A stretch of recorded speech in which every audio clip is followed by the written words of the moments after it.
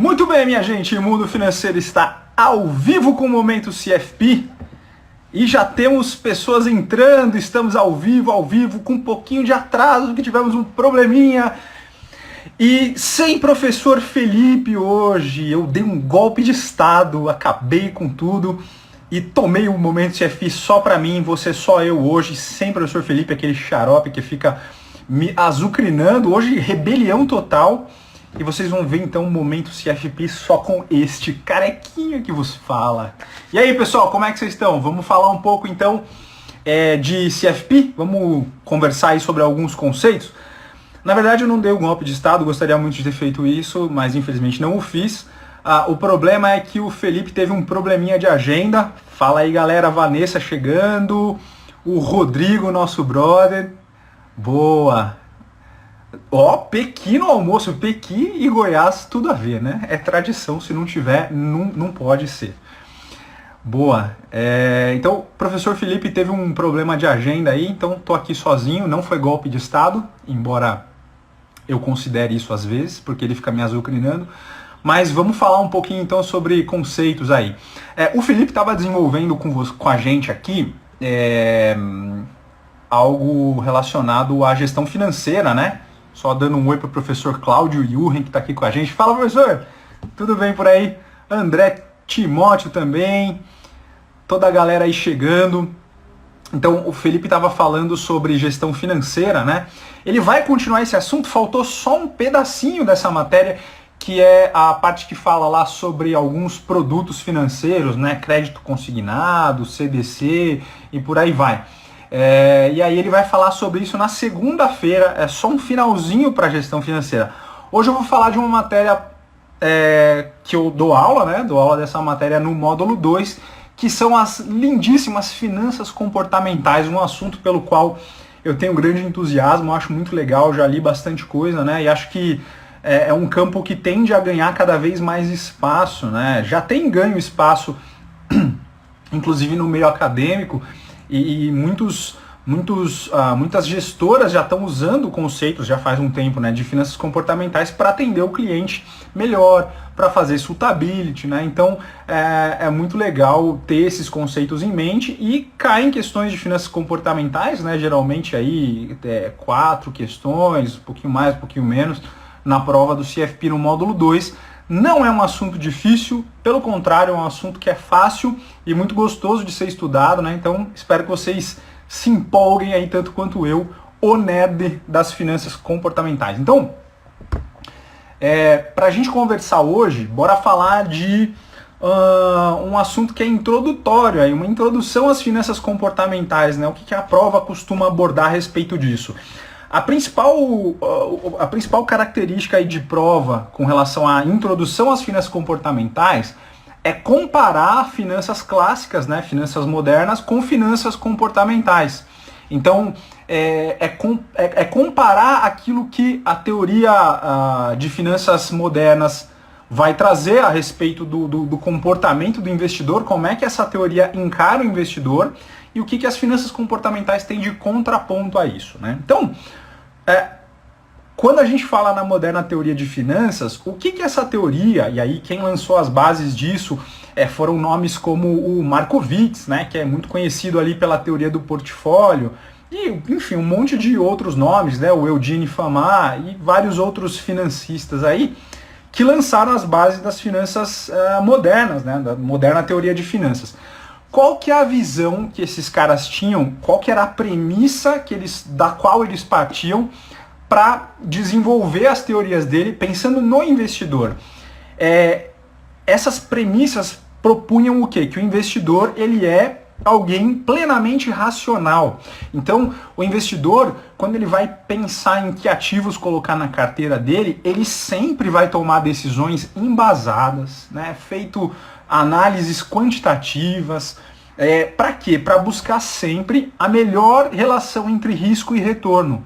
O investidor sempre racionaliza o processo de tomada de decisão, buscando o melhor retorno possível dado um nível de risco, né? Então, quando o investidor estiver comparando dois ativos que têm o mesmo nível de risco, ele logicamente vai escolher o que tem o melhor retorno, Quando ele estiver comparando dois ativos de retornos semelhantes, ele vai sempre escolher o que tem o menor risco. É isso que propõe a moderna teoria de finanças. Que mais? Uma outra proposição aí clássica dessa linha de pensamento é que o investidor é avesso ao risco. Então, o investidor vai fazer todo o possível, todas as análises, vai levar em conta todas as informações disponíveis para minimizar o risco. Então, o investidor não gosta de assumir riscos, nem quando ele está ganhando, nem quando ele está perdendo. Então, todas as atitudes, todos os raciocínios do investidor vão ser para mitigar, para minimizar o risco. Então, na moderna teoria de finanças, o investidor é avesso a risco, certo? E uma outra proposição importante aí do pessoal da teoria neoclássica de finanças, né, moderna teoria de finanças, é o seguinte: o investidor ele entende o conceito de diversificação, ele consegue enxergar o portfólio dele como um todo, certo? Então, digamos que você tenha lá um cliente, né, e ele tem vários produtos ali na carteira dele, uma cesta de ativos, fundos e tudo mais, né, na carteira dele. Esse investidor, ele consegue entender que nem sempre ele vai ter ganhos uniformes na carteira dele, né? Justamente a composição da carteira dele serve para quê? Quando ele estiver perdendo em alguns ativos, ele vai ter ativos que contraponham isso. Ele vai ter ativos que são mais defensivos para a carteira. E ele consegue olhar para a carteira dele no todo e entender que, se no todo a carteira dele estiver ganhando, tudo bem se um ou outro investimento dele estiver perdendo, desde que no todo da coisa ali esteja ganhando. Então ele entende bem o conceito de diversificação. Legal? Então, o investidor é plenamente racional, o investidor entende o conceito de diversificação e o investidor é avesso a risco. Esse é meio que o tripé aí das finanças, da teoria moderna de finanças, no que diz respeito à visão que eles têm do investidor. Nos anos 70, um grupo de pesquisadores, e aí a gente pode colocar aí o Daniel Kahneman e o Amos Tversky, né, são dois israelenses aí, eles não são financistas, olha que legal, eles são psicólogos, né? E eles ganharam o prêmio Nobel lá de Economia, isso em 2002, né? O Tversky já tinha morrido, então foi uma homenagem póstuma, e o Kahneman recebeu o Nobel em 2002 pelas teorias deles, pelo conjunto ali de teorias, mas principalmente como ele enxergou a questão da teoria do portfólio, né? E falando ali como é que ele propôs uma alternativa à teoria da utilidade, né? E ganhou o prêmio Nobel, então um psicólogo, né? O primeiro psicólogo a ganhar o prêmio Nobel de Economia. Muito legal essa história. O que esses caras, o Amos e o Tversky, propuseram? E isso foi depois, claro que ampliado por outros pesquisadores. O Amos e o Tversky, eles propuseram o seguinte, que o investidor, na verdade, ele não é totalmente racional como a moderna teoria de finanças propunha. Esse investidor, na real, ele está sujeito a alguns erros de raciocínio e também a alguns atalhos que ele toma para tomar decisões que fazem com que ele, então, tome decisões equivocadas, né? Então, pensa, por exemplo, em você quando vai tomar uma decisão de consumo, né? Você vai consumir ali, sei lá, uma marca de leite, se você consome leite. Quando você vai no mercado para escolher uma marca de leite, você não faz análises estatísticas, né? Procurando ali a melhor marca, a melhor relação custo-benefício, faz uma análise nutricional, né? Faz um estudo ali, um scan ali das propriedades nutricionais, das proteínas do leite. Você não faz isso. Você simplesmente vai lá e compra uma marca que você está acostumado, que você gosta mais, que o gosto é melhor, enfim, que você já ouviu falar melhor dessa marca. A gente usa atalhos mentais para um monte de coisas, e é graças a Deus que esses atalhos mentais existem, né? Porque seria cognitivamente impossível a gente fazer análises para cada decisão que a gente toma. Então esses atalhos de decisão, que a gente chama de heurísticas, elas ajudam a gente a viver melhor, né? Porque seria um gasto energético muito grande ficar considerando todas as variáveis para cada decisão. Então isso é uma vantagem adaptativa importante para a gente. Só que o Amos e o Tversky, eles constataram que quando a gente fala de decisões financeiras, a gente também está sujeito a algumas heurísticas e vieses, só que ao invés de ajudar a gente, eles acabam, essas heurísticas e vieses acabam atrapalhando. Porque nos levam a encurtar alguns caminhos e aí a decisão que a gente vai tomar não é a melhor, a mais eficiente, a mais racional. Então eles constataram que, ao contrário do que a moderna teoria de finanças falava, a gente não é tão racional assim, o investidor então está sujeito a erros. Que mais que as finanças comportamentais trouxeram, né? Elas trouxeram a ideia de que o investidor não é, na verdade, avesso ao risco, ele é avesso à perda. Ele é muito avesso à perda e não ao risco. Como é que eles conseguiram comprovar isso, né? Estudando o comportamento de investidores que estavam participando, de participantes ali da pesquisa que estavam envolvidos em jogos de azar. Por exemplo, roleta num cassino, né? Observando o comportamento dessas pessoas, ficou claro que enquanto elas estão ganhando, elas tendem a ser mais conservadoras. Então elas evitam o risco. Aí beleza, funciona a questão da aversão ao risco. Mas olha que interessante, quando o jogador passava a perder, seja na roleta, ou numa mão de pôquer, ou num 21 ali no blackjack, né? Quando o jogador começava a perder, ele tomava muito mais risco do que ele era capaz de suportar no discurso que ele fazia ali. Então, ele falava que ele era conservador, que ele era avesso a risco, mas isso só acontecia durante os ganhos. Quando ele começava a perder, ele tomava muito mais risco. Para quê? Para tentar recuperar as perdas. E isso se observou também no comportamento de investidores. Enquanto o investidor estava ganhando, ele ia sendo mais cauteloso com relação a assumir riscos. Mas quando o investidor passava a perder, ele arriscava muito mais do que ele dizia ser capaz de suportar para tentar recuperar a perda financeira. E com base nesses estudos, o Amos e o Tversky, então, propuseram que, na verdade, o investidor, segundo a ótica das finanças comportamentais, é avesso à perda e não avesso ao risco, certo? E a terceira proposição é a seguinte: o investidor, segundo a ótica das finanças comportamentais, ele não consegue enxergar o portfólio dele como um todo. Ele segrega os investimentos dele. Então, digamos de novo, você tem um cliente lá, ele tem vários ativos, vários produtos na carteira dele, e aí, se ele estiver perdendo em um produto que ele investiu, ele vai ficar incomodado. Ele vai ligar para você lá e vai falar: pô, mas esse fundo aqui tá dando 3% de perda.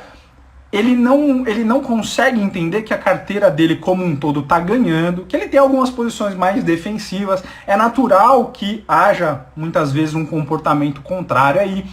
Só que ele não consegue, ele fica angustiado e ele quer resolver aquela situação por não conseguir entender o portfólio dele como um todo, né? Não lida bem com o conceito de diversificação. Ele segrega cada um dos investimentos e quer ver ganho em cada um deles, ainda que a carteira dele no todo esteja ganhando. Ele vai ficar muito incomodado quando tiver perda em um dos produtos da carteira, certo?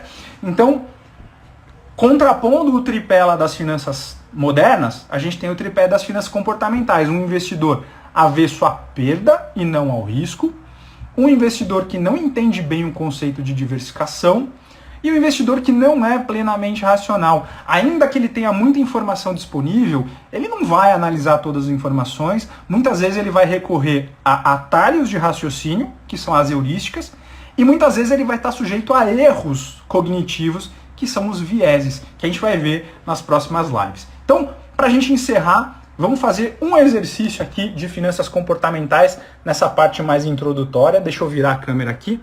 Vamos lá. Conforme os preceitos de finanças comportamentais, está correto o que se afirma em... Então vamos lá. Afirmativa 1. O investidor considera seus investimentos como um todo e entende diversificação. A gente acabou de conversar sobre isso, né? Segundo as finanças comportamentais, o investidor não consegue entender muito bem diversificação, ele segrega o patrimônio dele, né? Ele segrega os investimentos quando ele vai ver os resultados. Então a 1 está errada. Certa tá a 2, que diz exatamente o contrário, né? O investidor segrega seus investimentos no julgamento de resultado. Essa afirmativa está correta. Então, a 1 está errada, a 2 está certa. Vamos ver a 3. O investidor racional tem aversão a risco. Então, não é o que as finanças comportamentais afirmam, né? Primeiro, as finanças comportamentais afirmam que o investidor não é plenamente racional. E, segundo, afirmam que ele não tem aversão a risco, ele tem aversão a perda, né? Então ele fica muito incomodado com a perda e ele é capaz de assumir ainda mais risco quando ele tá perdendo. Opa, que deu uma escurecida aqui. Voltando. E 4. Todas as ações são medidas com julgamento de risco e retorno. Isso também não é verdade, pessoal. Como a gente já discutiu, né? O investidor, então, ele não vai analisar a relação risco e retorno para todas as decisões que ele vai tomar, justamente porque ele não tem essa característica de ser plenamente racional. Ele vai, na verdade, muitas vezes recorrer a alguns atalhos mentais que podem levar ele a decisões erradas. Ele não faz análise de risco e retorno, não calcula índice de Sharpe para tudo que ele vai investir lá, né? Bom seria se fosse, mas não é verdade. Então, a gente tem aqui apenas a 2 como correta, né? A 3 e a 4 estão incorretas, então a gente seleciona aqui a alternativa B como alternativa correta para esse exercício. E, portanto, revisamos aí uma introdução às finanças comportamentais, assunto que é show de bola, e semana que vem a gente vai falar mais sobre isso. Deixa eu ver se tem pergunta aqui. O Rodrigo mandou: professor Eduardo, na prática ainda estamos um pouco distante dessa realidade no país, concorda? Você diz especificamente a gente usar os conceitos de finanças comportamentais, Rodrigo? Se for isso, eu acho sim que ainda estamos um pouco distante, sim, né? Tem algumas gestoras que já nasceram com essa pegada de usar conceitos de finanças comportamentais, né? Focadas nesse tipo de abordagem para montar portfólio para o investidor. Mas são recentes, certo? E assim, ainda existe alguma resistência a esses conceitos, né?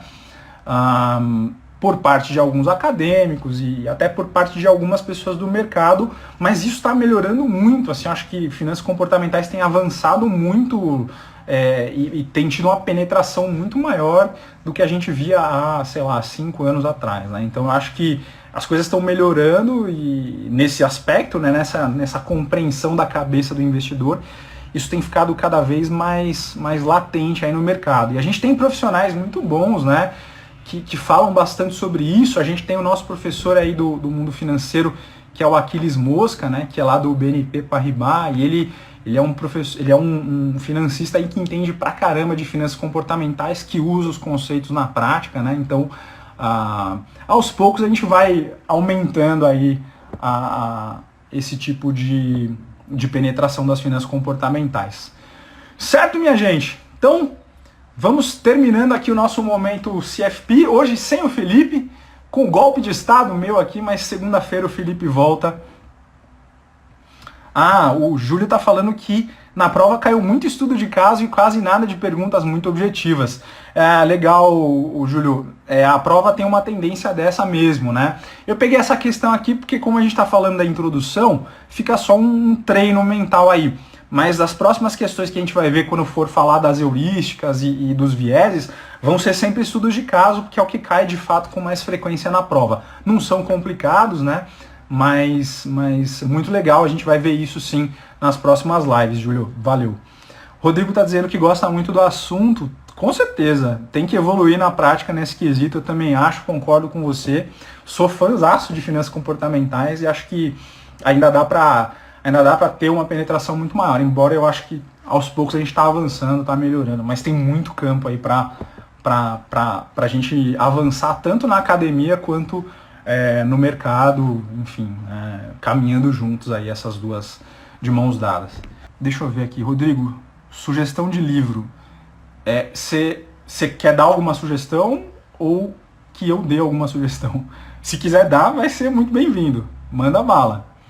Eu tenho algumas sugestões, posso trazer semana que vem. Posso até mostrar o livro aqui, é que eu não preparei nada para isso agora, mas eu posso mostrar aí semana que vem sem problemas. Boa, darei sim, com certeza. Darei sugestão. Em português a gente não tem muita coisa ainda sobre esse tema.